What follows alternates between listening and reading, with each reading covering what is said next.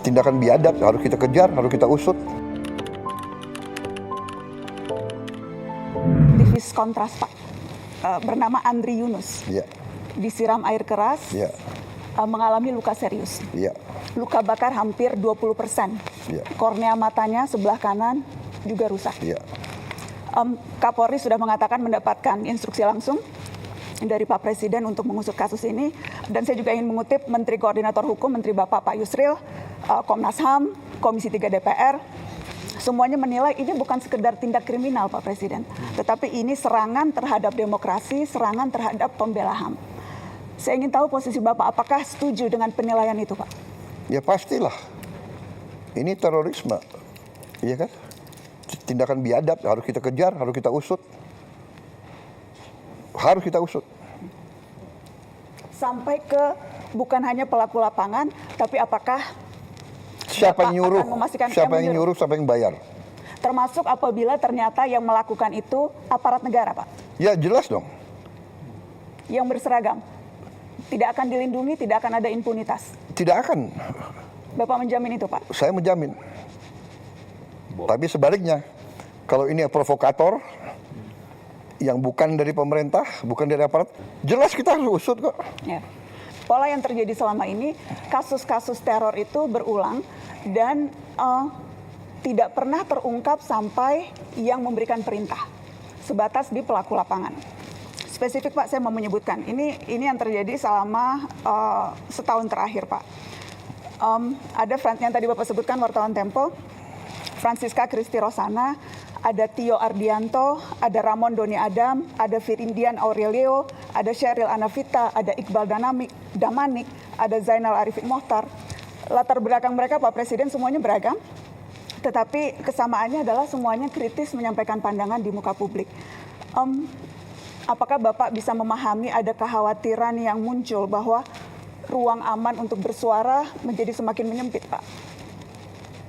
Anda merasakan, apakah dibandingkan dengan banyak negara, apa kita batasi nggak? Ada yang merasakan, coba lihat, kita batasi nggak? TikTok, fake news, hoax, kebohongan yang disiarkan tiap hari. Coba Anda lihat, coba bandingkan sama negara lain. Karena yang terjadi adalah dampaknya yang kita lihat Pak, mereka yang bersuara kritis. Iya, tapi kadang-kadang ada orang, Mbak Nana, kita ini bukan anak kecil, kita sudah hidup lama.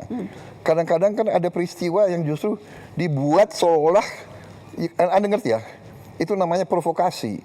Itu ada di buku Mbak Nana, ada di buku intelligence, ada itu. Itu namanya false flag operation. Iya kan? Melakukan aksi teror seolah yang lakukan orang Palestina, tapi yang lakukan bukan orang Palestina, yang lakukan Mossad, itu terjadi. Sebetulnya Anda paham ya? Ya, jadi sama juga ini. Ini mau mengarah bahwa rezim kita otoriter. Sebetulnya Iya kan? spekulasi-spekulasi itu muncul karena ketidakadaan jawaban Pak Presiden.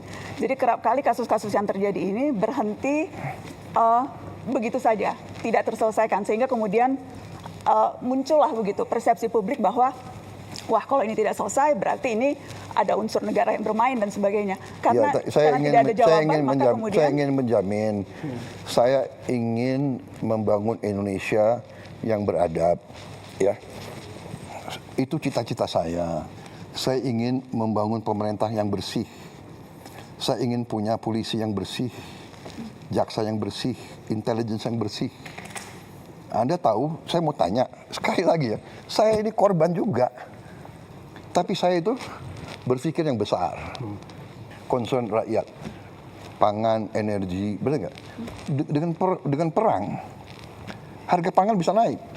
Tapi saya mau tanya, ini bulan Ramadan, harga pangan terkendali atau tidak? You know, I think we are doing a good job. Jadi percayalah, saya tidak akan mengizinkan hal-hal seperti itu terjadi.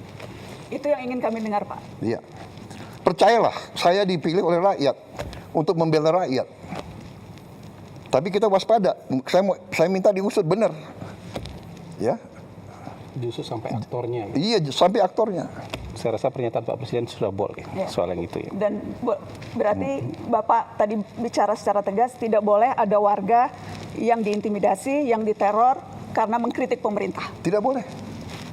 Jaminan langsung dari Presiden Republik Indonesia. Kalau wewenang ada, itu saya lakukan. Ya. Bapak, apakah memberikan tenggat waktu ke Kapolri, Pak, untuk pengusutan kasus ini? Ya, saya ini orang realistis dan saya orang yang adil. Dari segi kapasitas, kita biarkanlah mereka bekerja. Ya. Tapi tidak hanya Polri, banyak lembaga lain juga harus bekerja. Ya. Lembaga lain penegak hukum juga yang Iya, di luar penegak kepolisian. hukum, ya kan? Apakah Bapak terbuka dengan ide membentuk tim independen untuk membackup ini, Pak? Kita bisa pertimbangkan.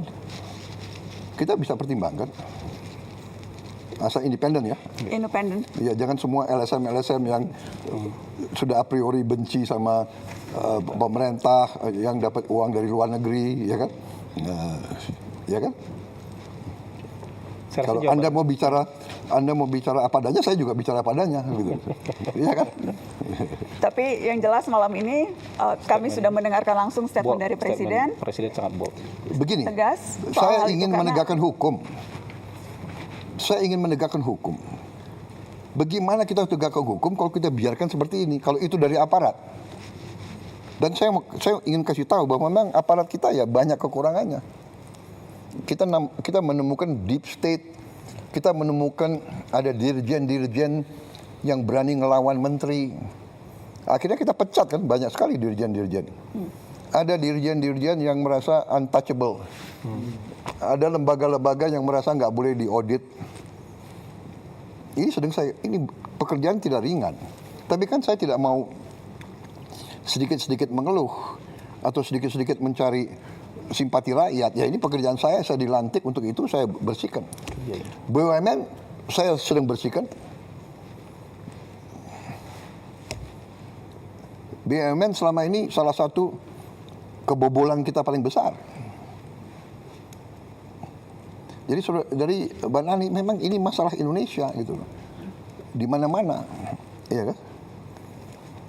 Jadi tapi percayalah bahwa tidak ada niat dari pemerintah, apalagi yang saya pimpin, untuk lakukan seperti itu. Come on, apa sih? Benar nggak? Rakyat kita nggak bodoh. Saya mau ingatkan ya, sampai hari ini rakyat yang di bawah itu dukung saya. Persis yang disampaikan tadi Pak Dede. Pak Basri. Iya kan, kalau memang rakyat tidak suka sama saya, bisa turun ke jalan rame-rame. Tapi mereka tahu, kalau rusuh, semua negara yang rugi. Mau ganti saya, tunggu dong, 2029. Jadi negara yang beradab ya. Sabar ya. Iya, sabar. Tapi yang saya lihat, ya, Mbak Nana harus objektif juga, ya. Sebagai seorang tokoh, bahwa destabilisasi, disinformasi itu bagian dari bernegara. Jadi ada negara-negara tertentu yang punya keahlian di situ, regime change, color revolution, come on. Masa Anda nggak pernah baca, nggak pernah lihat, ya kan? Asia Tengah. Apakah Bapak membaca kritikan-kritikan yang dilontarkan baik oleh pengamat yang Bapak sebut tidak patriotik seperti tadi pertanyaan Mbak Eno, atau dari orang-orang yang memang selama ini kritis terhadap pemerintah, itu semuanya bermuara pada keinginan untuk regime change, Pak Presiden? Tidak semuanya, saya tidak pernah katakan semuanya. Sebagian Tapi besar. ada, oh jelas ada. Ya kan, jadi begini. Bagaimana Bapak membedakan itu, Pak? Mana yang menurut Bapak memang ini sudah keluar jalurnya, sudah saya ingat begini. istilah Bapak makar waktu dulu bulan Agustus ada demo, dan mana yang memang ya ini sesuatu yang, Ya kan, yang wajar. Jelas waktu Agustus ya jelas makar, dia mau bakar gedung DPR, Kantor gubernur. kantor gubernur. Institusi pemerintahan mau dibakar, dia semakar. Bikin kerusuhan, bawa bom molotov. Ya kan? Tidak ada LSM yang ribut soal bom molotov. banyak yang Ada yang protes nggak? menyampaikan, banyak Pak yang Jujur lah. protes, banyak yang Nggak, protes, come on, sudahlah. banyak yang protes. Jujur, buka rekam jejaknya, rekam Mungkin digitalnya. Tetapi untuk dalam ya, round satunya kita cukupkan dulu ya. Enggak, biar aja. Biar aja, ayo silakan. Kan Oh, iya, kata silakan. Bapak Presiden Ya, biar ya, ya. biar Oh hidup, iya, biar hidup. nggak apa-apa. Ini kesempatan Dalam- bagi saya jawab. Ini Boleh nggak? menarik. Betul Pak. Oh iya. Terima kasih kesempatan. Ada yang ribut nggak soal bom molotov? Banyak Pak yang Aduh, Banyak come yang on, ribut. nggak objektif. Banyak yang Nggak ada. Bapak, dan- Ada yang ribut nggak gedung DPR mau dibakar? Banyak Pak, pemberitaan come media on. juga banyak soal itu. Nggak ada itu. Pemberitaan waktu media banyak soal itu, sedikit. banyak yang mengecam. Ya, saya hormati itu, silakan. Tapi begitu bakar-bakar itu kriminal. Ya. Tapi kenyataannya Pak, ratusan yang ditangkap kemarin itu kebanyakan justru mahasiswa. Ada satu penelitian yang menyebut terbesar sejak zaman reformasi penangkapan yang terjadi pada mahasiswa dan aktivis Pak. Tetapi provokatornya atau siapapun yang bertanggung jawab, aktor yang menyuruh dan sebagainya itu tidak pernah terungkap, alih-alih dibawa ke pengadilan Pak Presiden. Ya itu tantangan kita harus cari. Saya baru menjabat berapa tahun? 1,5 tahun. 1,5. Masih ada waktu untuk saya membuktikan? Kami tunggu pembuktian itu Pak Presiden. Kami tunggu pembuktian itu. Iya. Hah? Jumlah koruptor yang saya tangkap berapa? Come on, ya kan? Percaya, saya sumpah untuk membela rakyat saya. Saya pertaruhkan jiwa saya berkali-kali. Saya tidak rela. Saya tinggalkan negara ini nanti pada saat saya dipanggil Tuhan. Saya tidak rela ini jatuh ke tangan maling-maling, bandit-bandit. Saya tidak rela. Apakah kamu puas dengan respon dan realisasi yang dilakukan oleh pemerintah? Kalau kamu merasa video ini worth it buat ditonton sampai sini, simak video lain yang dari pertemuan Presiden di Hambalang yang dapat kamu nikmati di channel ini. Dan jangan lupa, subscribe sekarang, supaya kamu tidak ketinggalan setiap pesan penting berikutnya.